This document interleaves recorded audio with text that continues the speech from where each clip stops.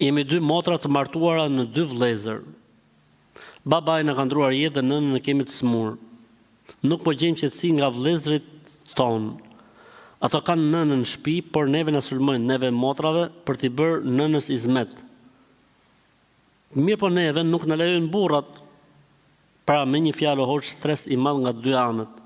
Vëllezërit thonë më do mos se e keni nën, po kur shitën shpinë e babait, na thanë që ju s'keni pjesë, e keni ke burrat.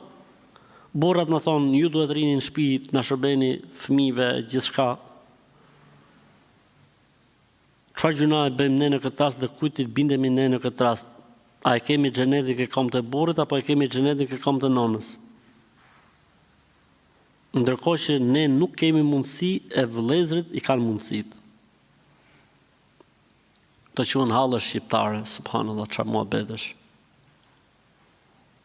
Janë djemt ata që obligohen të gjejnë zgjidhje për këtë lloj situate, jo motrat. Motrat sipas mundësisë që kanë, ndërsa djemt janë ata që obligohen për gjetë zgjidhje. A e gjejnë me nuset e tyne, a e gjejnë duke paguar një njeri që të shërbejë nënës, është detyrë e tyne, jo e motrave. Pastaj këto karafilat, kur e kanë shit shtëpinë, motrat i pas kanë qit me bombone, me karamele. Se e keni ke burrat. Kur është puna për të marrë pare, e keni hakun ke burrat. Kur është puna për të bërë punë, e keni non. Edhe tregojnë këto pastaj se ku është xheneti.